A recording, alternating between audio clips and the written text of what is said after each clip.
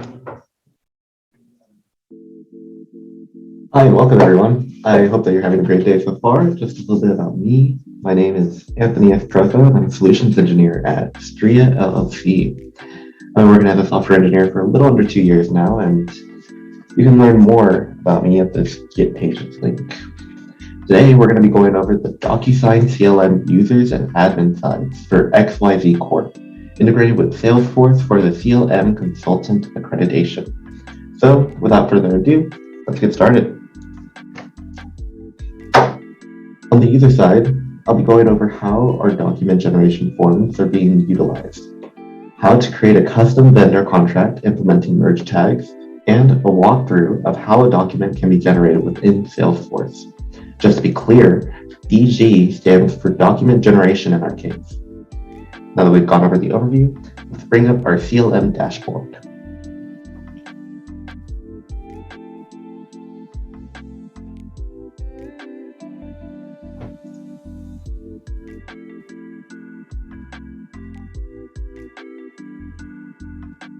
All right, so then on the user side, let's look at the admin section. Under document generation,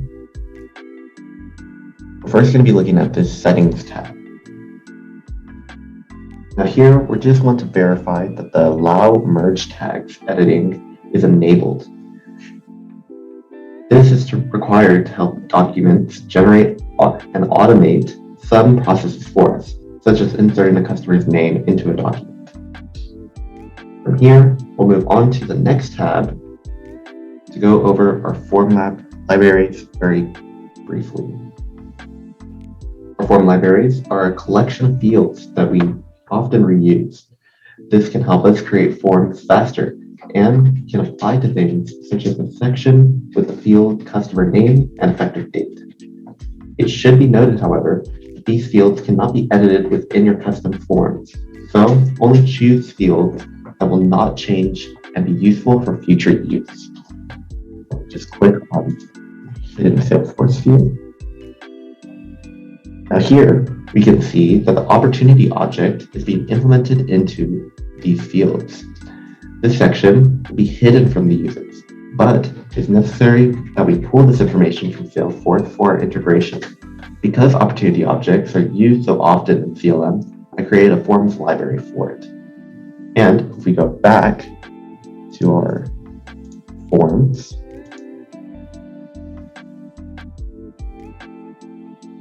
into a vendor contract,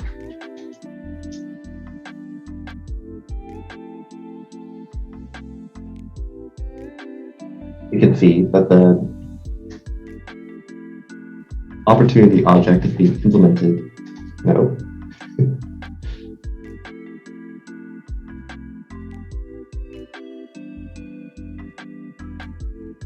You can see how it's being utilized in our vendor contract forms. Looking closer at our forms, you will be asked to fill out this information on behalf of the vendor before it gets sent out for review. There's also a section to be sent for internal review. Now, it's named external review just for comprehensive reasons, but it's meant to send this document out to another XYZ Corp member for just another review, just in case you need to send that out. Now, if we go down, we can also see our hidden account field being used once again, as well as the was document uploaded field or section. This is used to detect whether or not our field is being generated and is by default set as false for our generated form. This is also hidden and will not be accessible to the user. And then just to prove that point that these libraries can't be edited, I can't click on it or do anything for it, but for like internal name, I can click on it, change it to something else like internal names. And just to reiterate that point that form libraries fields cannot be edited within our custom fields. But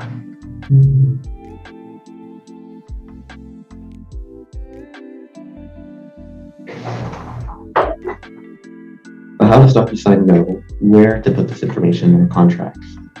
If we exit the Forms preview and go into the Merge Tag tabs at the top of our screen, we can see all of our fields contain a Merge tag. These tags are our points of entry for our documents, and by copying and pasting these tags into our custom-built contracts, we can generate these contracts with this information. So, just to show you what it looks like inside of one of our generated contracts, these links correlate with these ones.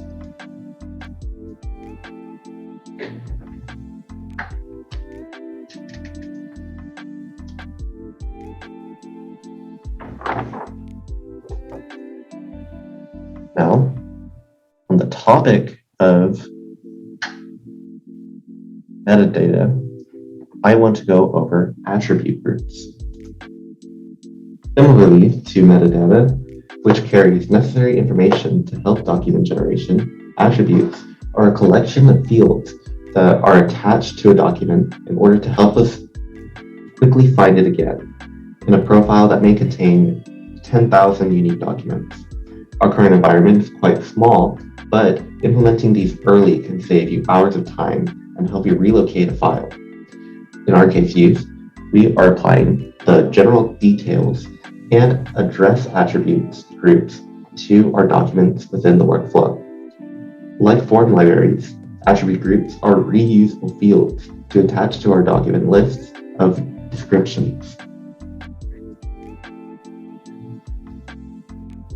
This is what an attribute group looks like, and we can add, delete, edit, or mark these fields as required. Looking at one of our already generated documents from testing, which will just be in documents.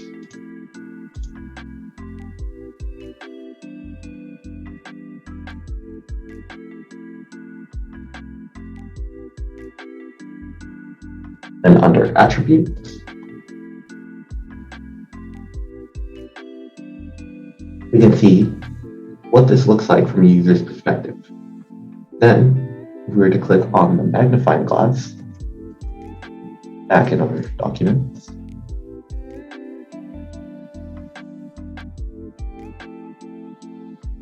go to advanced search,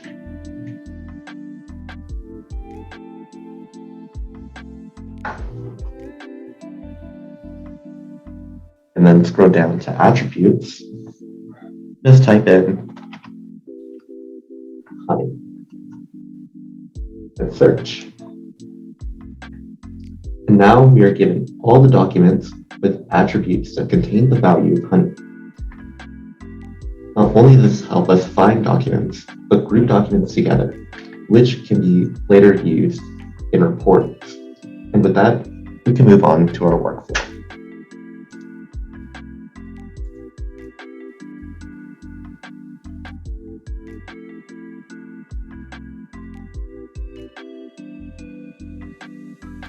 Clicking Actions, we can see the vendor contract action, which can be created under Navigation and Actions, found under Action Management on the left toolbar of our CLM Admin tab, which, under normal conditions, would start out our document generation and workflow process. However, because we are integrated with Salesforce, and our form is dependent on that opportunity object link, we will be given this error. I preference this because if you ever see this error message, I just wanted to serve as a reminder that you must start this process via Salesforce Opportunity tab. This error prevents us from running a workflow with missing information and helps us save time. Now, let's go to our Salesforce environment and log on. Luckily, I'm already logged in. And more likely than not, you will start on the Lightning setup page. I won't be going over the Salesforce integration for the sake of time in this demonstration,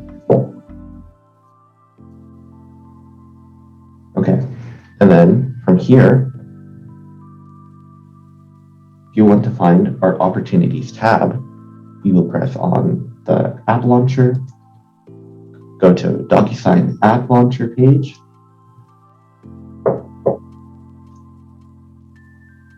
and then we can click here to see our opportunities.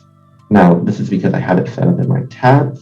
However, if you didn't have this set up in your tabs, you could also find the opportunities simply by going back to our app launchers and typing in opportunities.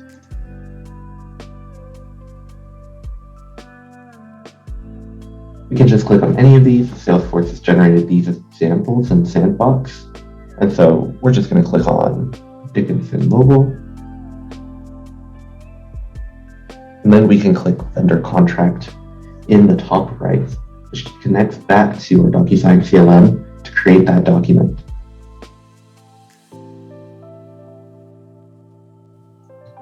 From here, we can either generate a contract or upload our own. For now, we're going to upload a third-party contract.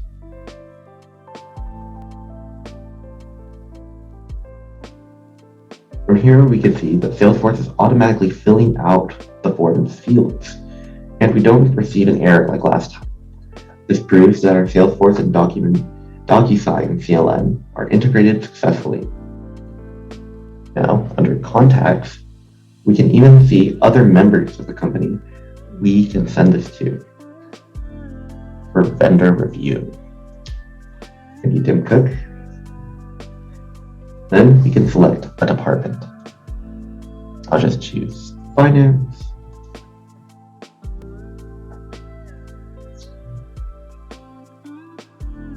And then going to also have this set up for external review. Just set it up to myself.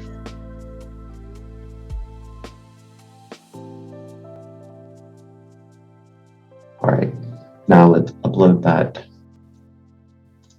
sample third-party contract and hit next. This will take a moment to load.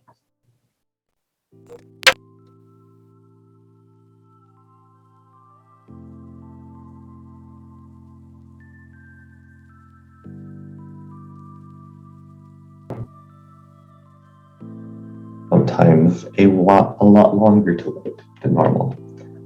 There it is. Okay. Well, we're just going to go back and prove that our workflow has actually started. So back to the admin page, we're going to select Workflows under Automated Tools. And here we should see that our vendor contract workflow is being executed. Now, when we click on this link, we should see that our document has been sent out for approval. So just give it a moment.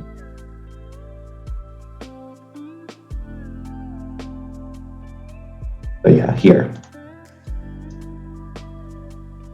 Because we uploaded a third-party document, a sales representative will have to verify it. Otherwise, if we generated using the template as seen before, it would simply skip this step. Now, because our sales representative is so nice, this document is going to be approved quite quickly.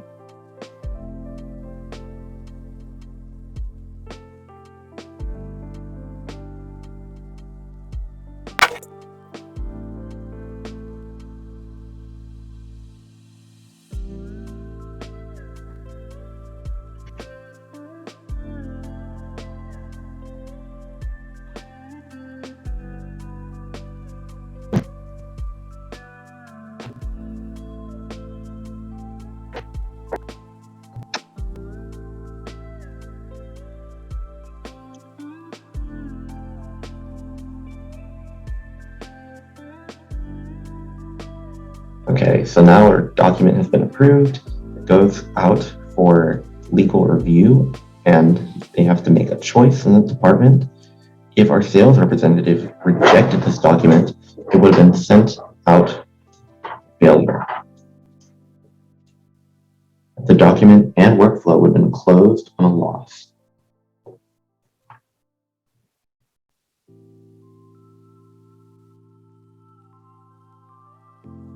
Now, us as also the legal team is assigned a task to review the document and then choose where to send the document next. So I'm going to open that tab now. We can see that it was set for the legal team.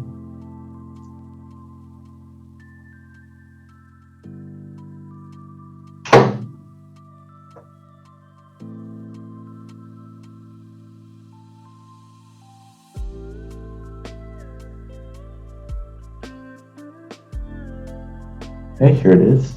If we felt that this document needed any changes, we can edit it here at the top right. Otherwise, our review is complete, and we can then choose whether or not to send the document for internal review, send it out for signature, reject the document, or send it out for the vendor's review. We'll first send this out for internal review, just in case there's any typos or anything that we missed.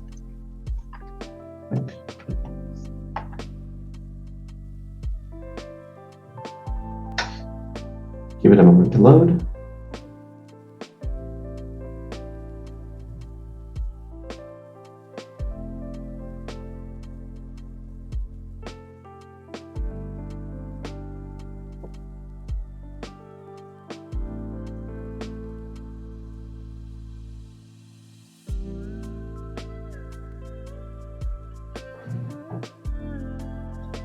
Once loaded, we received an email from our legal team. Miss Legal Lou is our legal consultant, and so that's who we received it from. And playing the part as our internal reviewer, we'll now review the document online, which is going to be provided here with this review online link. It's going to give us some instructions. And now normally, for a more thorough review, we would download this document here. But we could also just look at it through the preview and determine that everything is fine.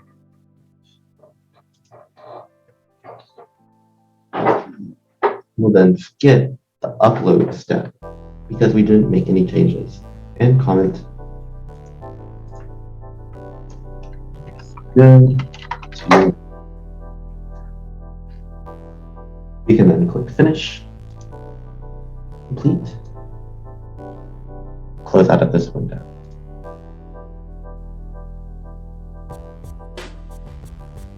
Get verification that our review is completed. And then we're going to refresh our workflow just to show the progress.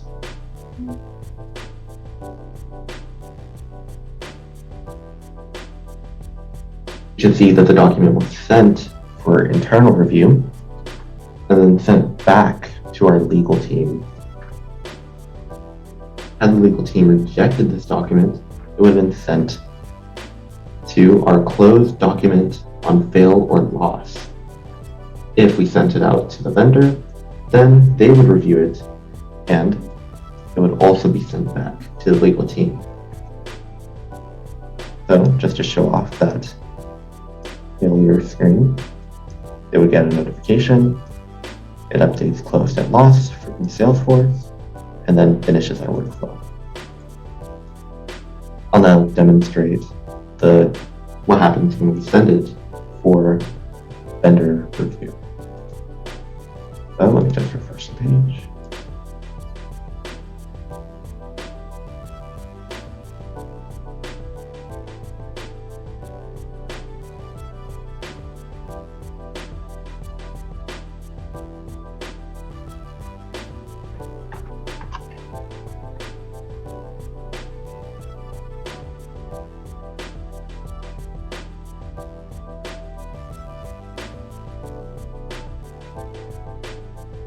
Just bear with me because again, this will take a moment to load. And just keep in mind that these workflows are usually done over a span of days. They're not typically done all at once as we're doing here in this demo.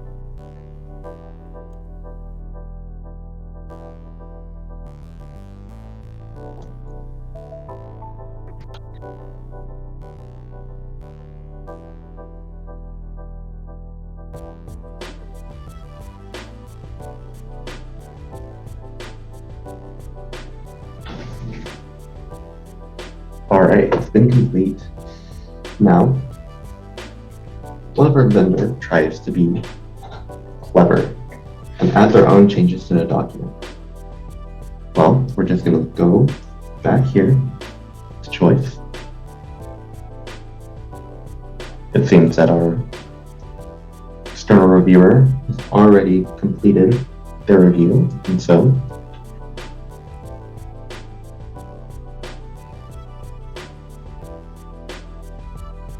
now we'll see that this document was not the one from before. This is where our handy history tab comes in place. Because DocuSign tracks all of the document's actions within the workflow, we can check under action types and external review checkbox. Because you are required to upload a new document whenever you make changes, we can clearly see here that the document is uploaded with a new document. This is why it's so important that when we send this out for a vendor review, the documents come back for legal review to prevent stuff like this. Obviously, when we go back to it, it's a completely different document. But I just want you guys to keep this history tab in mind when going through the workflow.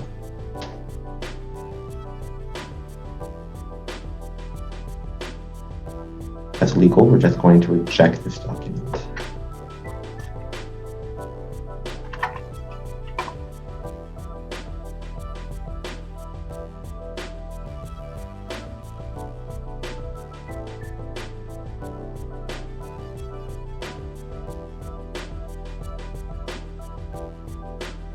Then going back to our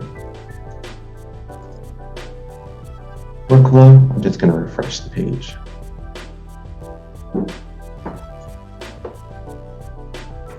And then here it is. So then we can see that it was sent to the vendor.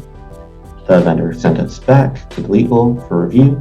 Then it was rejected and comes over here. Now this email is going to notify sales team, which we're a part of, that the contract has failed. And so if I would just pull that up. And then it tells us that it was rejected at step choice 1 on behalf of the legal team with the comment, vendor changed contract.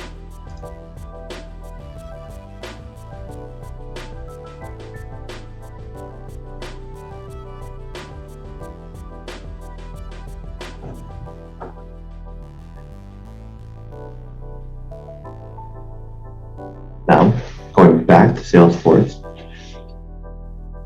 we can see that under the stage history, it will load. Let me just reload the page.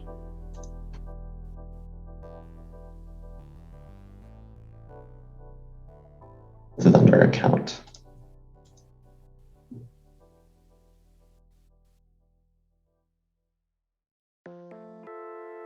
Here we are, under the stage history, that it was first at prospecting, updated to negotiation and review, and then finally closed at a loss after the document was rejected.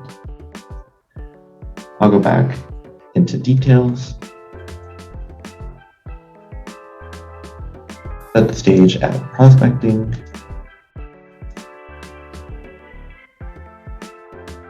save.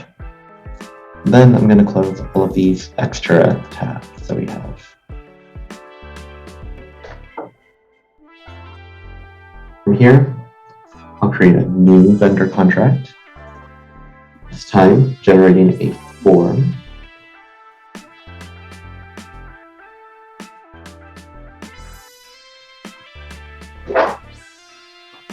Send it to our vendor's representative, finance, and hit no first, because we don't need to send it this time.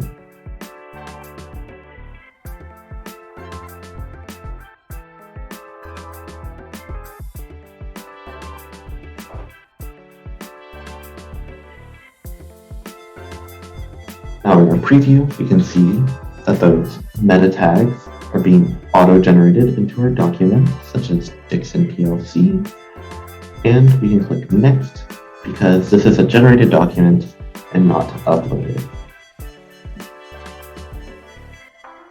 This will skip the sales team's approval step because they don't need to review a document that's already being generated.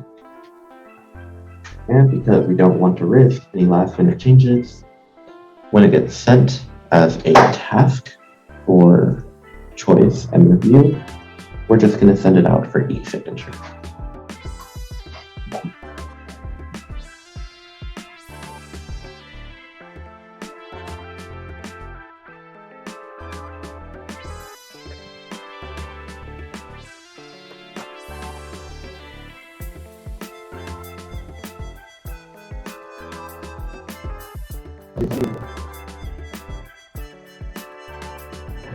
Now, because the sales team owns this document, and because they're the ones who initiated this workflow, we just want to make sure that they have a final say before sending it out for signature. So,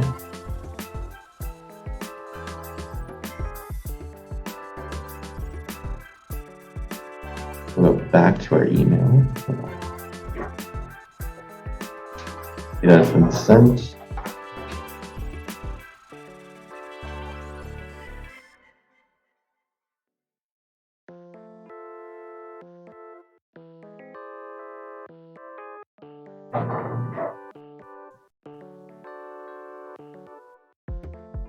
Then we'll just quickly send for signature as we will approve this document.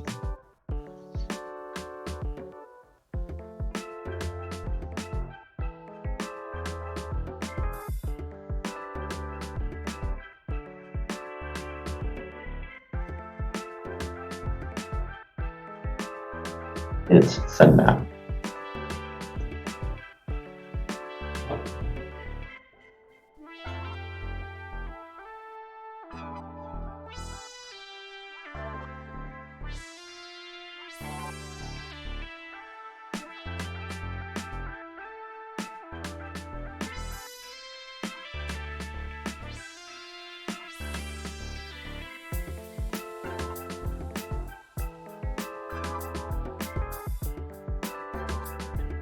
We're just going to go back to our workflow.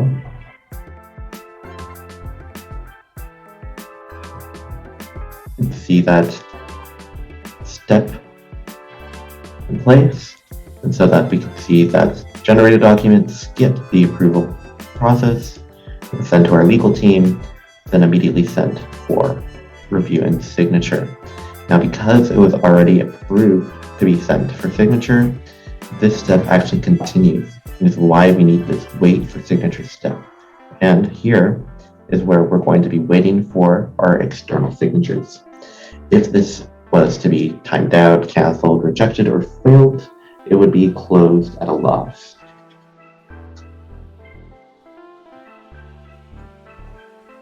So being that we're playing both of those parts, we're just going to sign those documents.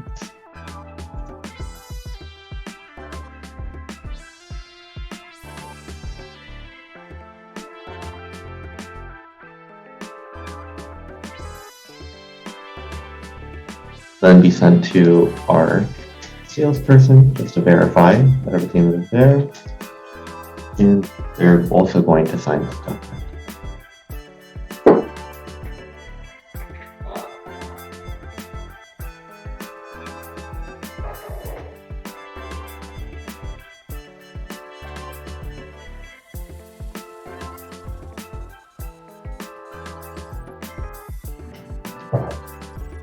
Now, if we go back to our workflow and refresh it, we should have closed at a win. Sometimes it takes a second.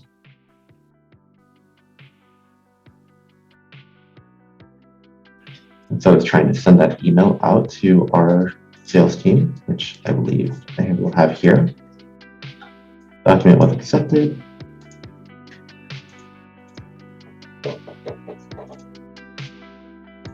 Just one more refresh.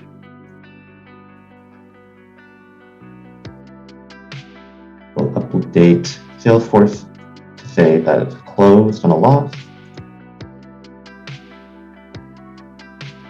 And finally complete our workflow.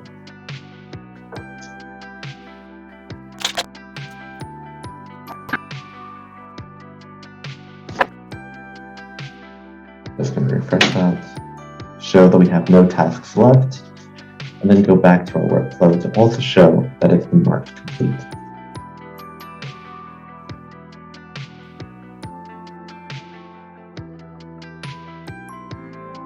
All right, from here,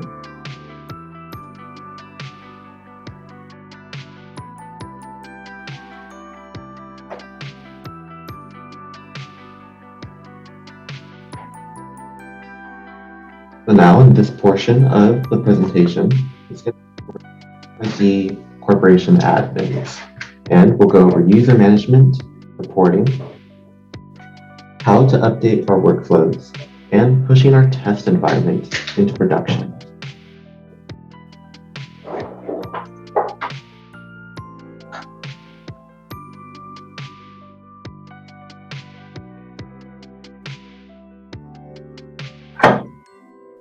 Going back to DocuSign, we'll select the waffle and go to our admin app.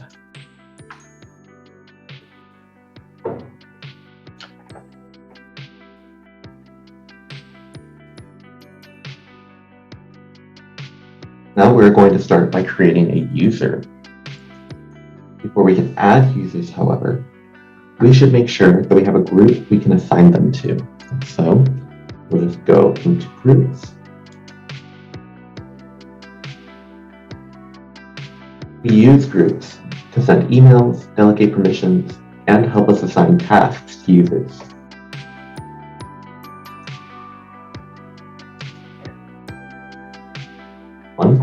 You can assign users to the group, remove them, and all you need to create one is a unique group name. We have enough groups, so we'll just move on from this step.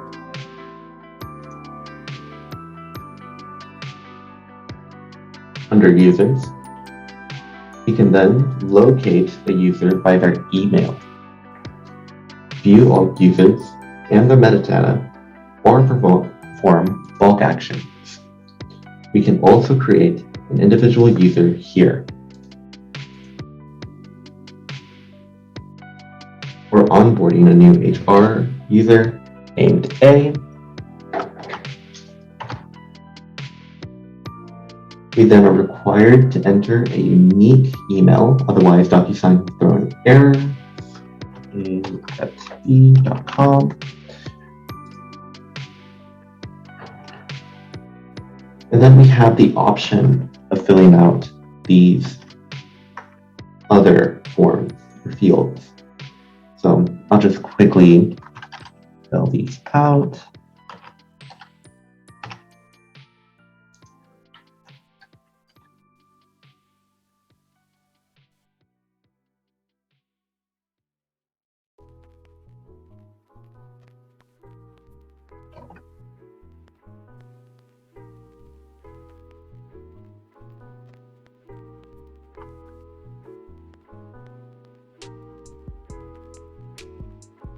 And we're just going to leave the rest of those blank. We can hit next. We'll then give them the default e-signature access.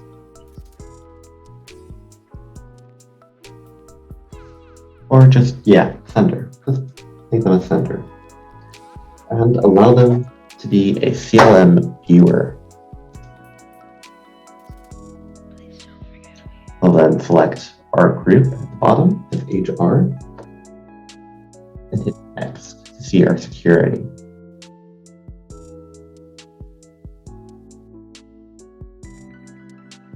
Now, security is used in our case to give, in case users give us the wrong email. A new user is sent an invitation to join DocuSign via email. So if the wrong person gets this email, you could be allowing a stranger to access your private data. Because of this, it's suggested that we give an access code to your user via phone number or other means of communication so that they can be granted access. We'll just set our access code to 1234. Not the best, but it's just for basic testing.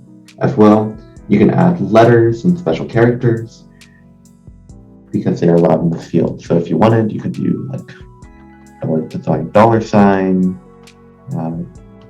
A, AB, sure.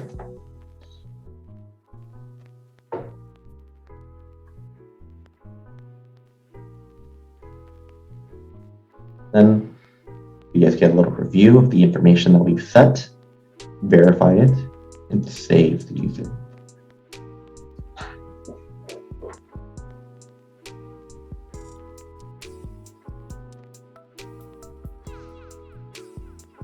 All right, perfect.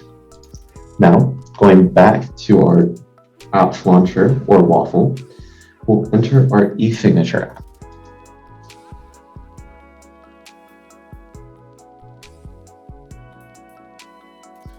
From here, we're going straight into settings and look at our users. Right here under users and groups. Here we can see all of our e-signature users and even reset their login password here if they ever forget. So I can just send this here, and then I should get an email asking if I wanted to reset my password. I don't need to, so I'm just going to ignore.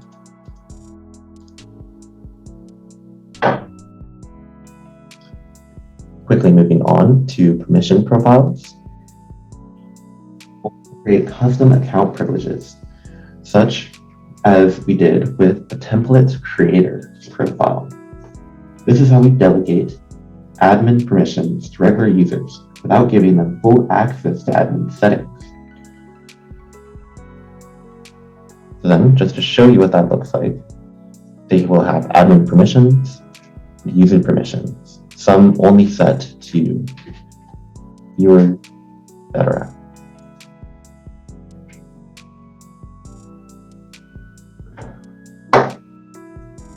We can also view our e-signature members via groups. And so we can view our admins as well as everyone in the HR team, which should show us our test account.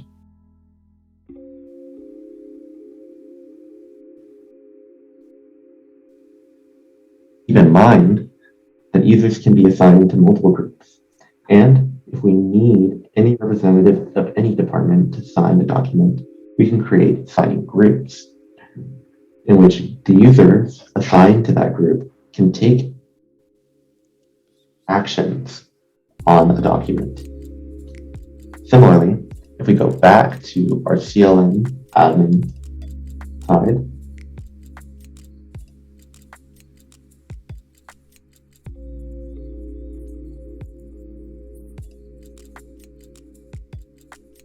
we can view all our CLM users here.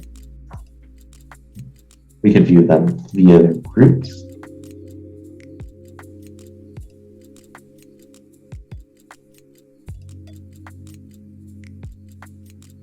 Delegate, permissions, and create task groups in which anyone in that group can complete a needed task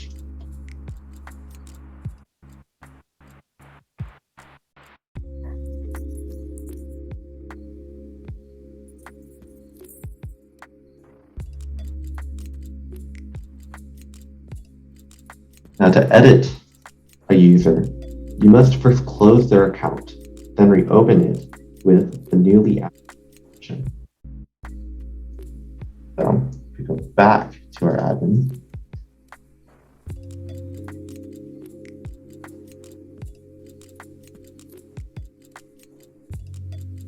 going to go to users, search up our new HR, say that I assigned him to the or her to the wrong locations. Search.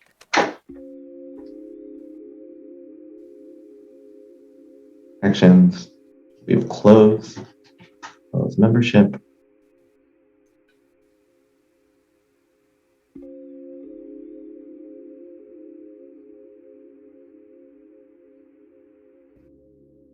Reactivate.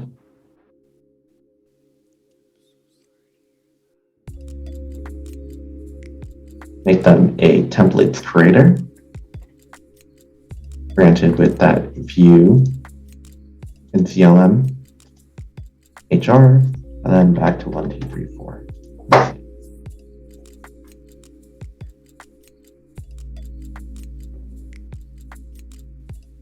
This will send a new email to that user, and this is the only way that they'll be able to access your DocuSign environment.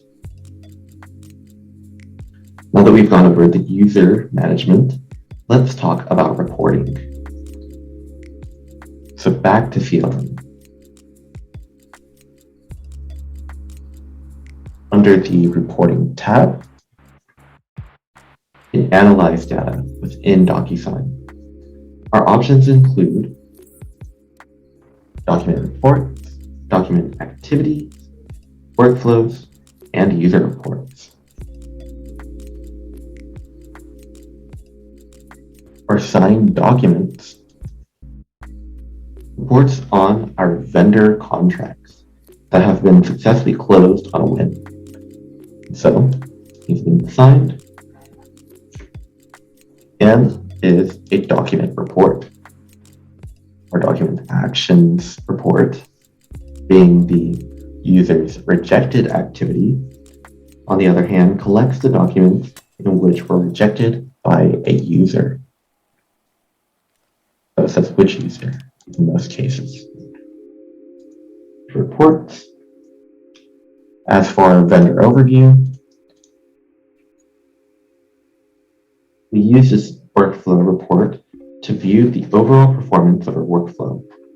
Because there was a lot of debugging, our total started workflows to completed workflows ratio is quite bad.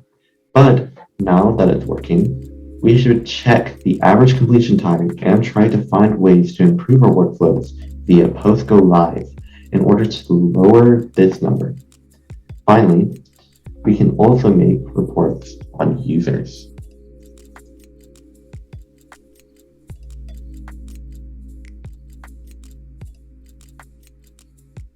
Which here we're simply just checking for the deleted users. This can help us in the future if we ever accidentally close the wrong person's account.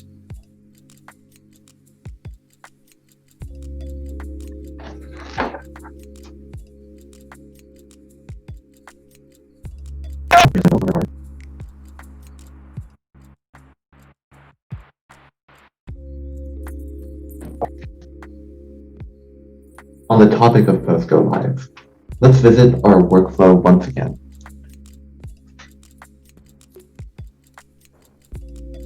Based on users' testing and needs, we can add improvements to our workflows.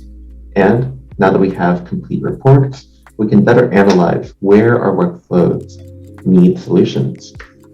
One example could be adding more updates information steps to better inform us about where in the workflow our process is. As well, with some additional rule steps in DocuSign, we can set it up to skip these Salesforce integration steps so that we can create vendor contracts in DocuSign alone. In order to prevent our action error, we will be required to create new forms and relay our information that doesn't rely on Salesforce. Doing so, this will allow users without access to Salesforce to also create vendor contracts and improves UX by bringing in more accessibility to our workflow.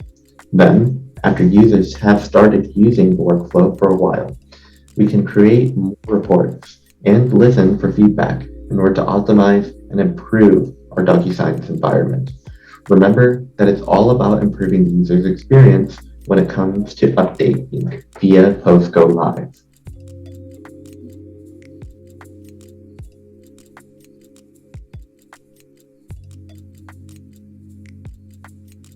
After months of testing and updating in our UAT environment, it's now time to go to production.